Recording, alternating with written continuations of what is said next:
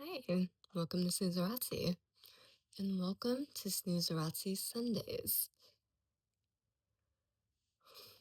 Bear with me here, because I know this is not great, but I decided to do Snoozarazzi Sundays, which means you get a Snoozarazzi 6, which is 6 topics that I would like to talk about.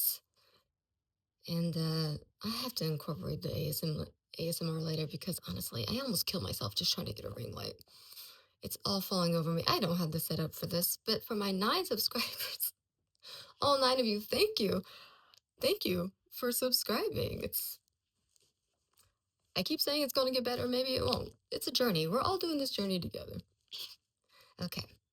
So, like I said, 6 topics. So the first one, and these are all going to be stupid. I'm not trying to get into anything super deep right now because there's enough of that on social media. I'm just trying to you know, add some levity to the world.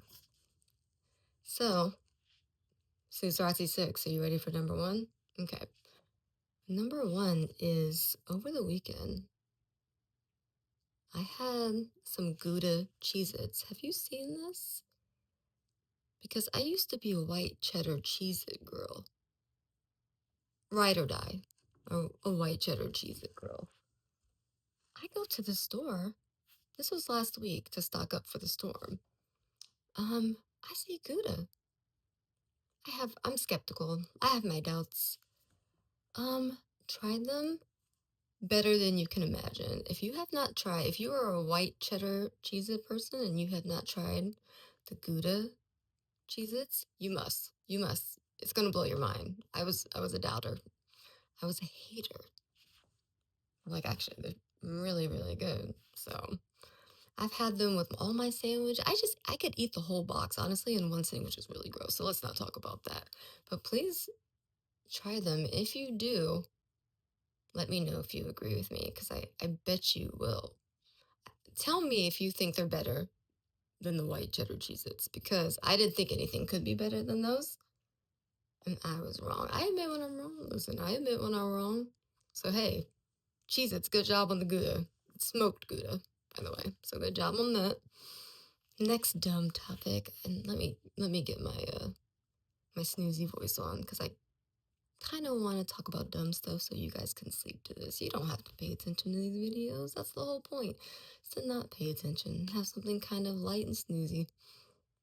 And so, speaking of Cheez-Its, and this is not a good segue, but speaking of food, I'm going to talk about. I have noticed so many, I'm sure you all have too. Maybe some of you are on it, things about Ozempic. But I had noticed over the weekend, there's a lot of articles about, how like playing devil's advocate, or how it's like kind of backfiring on people because, anytime there's something good, the universe has to balance itself out and talk about the bad. And so I'm sure there is bad, because sometimes it seems to me like, if something seems too good to be true, maybe it is. I've always kind of thought that secretly, and that's a cynic in me, and I hate thinking that. But sometimes if something seems too good to be true, then maybe it is. And we won't even get into how, I don't know, this may be taking away from actual diabetics who need it, but I'm not sure. What do you think about all of, the Ozempics and Mounjaros and all the GLPs or whatever, the weight loss shots and now pills and everything you can do? Because on some level, I've heard that it takes away the food noise. It takes away the food noise. And so we can't complain about having in this country an obesity epidemic. And then when we have what seems like on the surface an easy cure, be mad about it. Like, you can't be mad that people are obese, but then when there's something easy and they're less obese, be mad. Unless maybe down the line that would have problems. And it's kind of too soon to tell, because this isn't new. There was in the 80s, there was diet pills, and there's been all sorts of stuff for people to have, lose weight. And we had Slim Fast, Jenny Craig. I mean, we've had all sorts of things. One of my favorite shows, and when I get better at this, I will talk about it.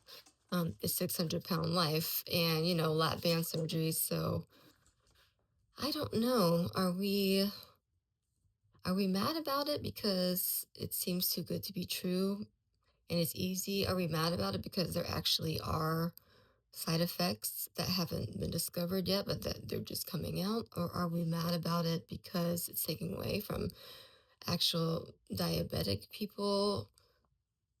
And should we be mad about it? Should we be supporting it? And is it too soon to tell any of that because we don't actually know any of the long term effects of this? Like, I can't remember exactly what it was because, a little before my time, but was it epinephrine or there was something, there was diet pills and that pretty much speed and they end up giving people heart problems. But people didn't find that out till later. So should we be concerned about that? I don't know. But I feel tangent. I kind of feel the same way about, like some plastic surgeries, like, BBLs or getting tons of, like, I mean, I know 20-year-olds getting Botox and filler, and you have to keep that stuff up. And I don't know that it makes you look better down the line. It just makes you look different. I don't know if it makes you look better. And on that note, is Ozempic something? How are we vetting this? Because I have a cousin who said it was very easy for her to get it. And so if we're using it, if you're really having a struggle with obesity, then I can see that. But if people who are just kind of a chubby or a little bit overweight are using it to lose weight, is it not then cosmetic? So taxpayer dollars shouldn't be paying for something that is becoming, the more and more it gets popular, cosmetic. Taxpayers, we don't pay for Botox, right? So that's something to think about. And speaking of that, it leads me into the Grammys, which are happening tonight, which I did not know until my smart TV when I was uh, try, trying to watch Black Mirror told me so. Um, I don't watch award shows. I think it's just a bunch of famous people, you know, a circle jerk of famous people, millionaires giving themselves a pat on the back. I do appreciate the arts, but watching millionaires, have a party and a celebration for millionaires, and I think it's kind of rigged too. I don't watch award shows, so but if you're watching that, good for you, and I won't judge that. It's just not me. And so that leads me into the unfortunate passing of Catherine O'Hara, which I think that all of this kind, like the segues and lead up works for Catherine O'Hara because she was a real one. Famous people, we don't really know who they are. We don't know these people, but something about her spirit, I don't know, it seemed very genuine to me. Like, I think she was kind of above award shows and Ozempic. Like, when I heard that she passed, and she's many of our childhoods, but when I had heard that she passed, you know, I was getting notifications from people and all the gossip rags, and I did see some of the.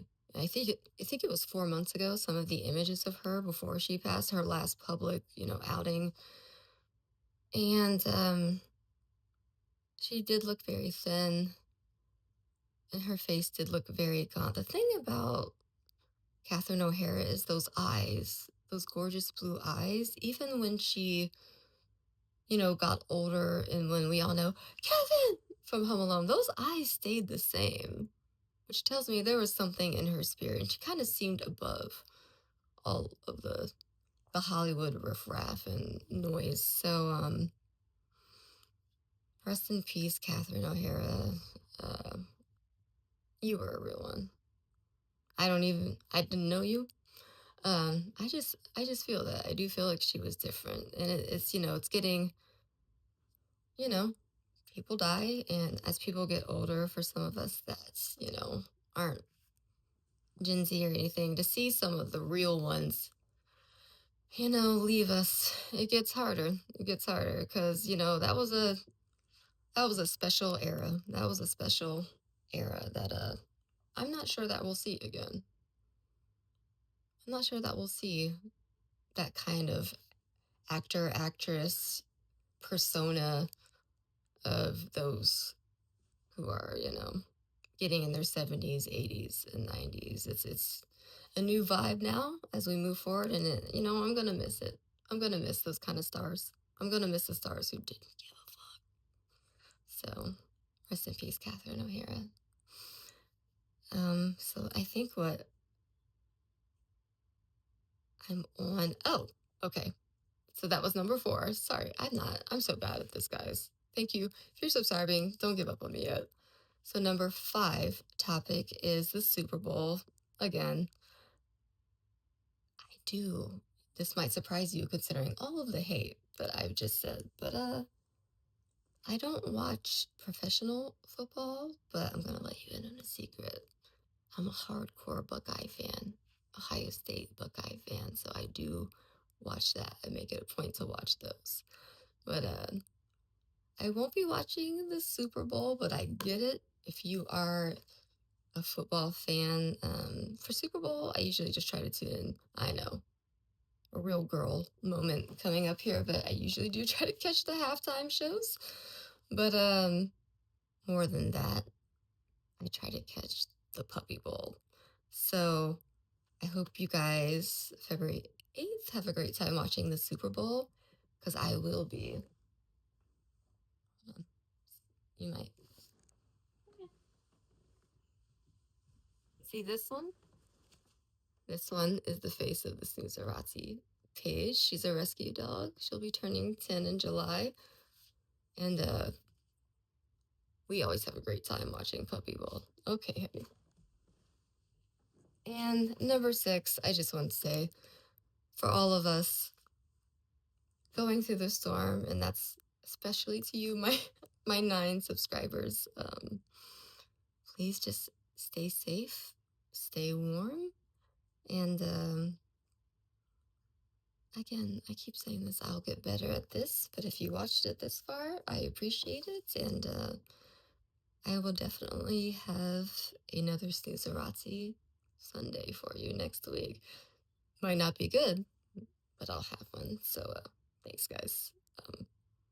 All right. Sweet dreams, Snoozies.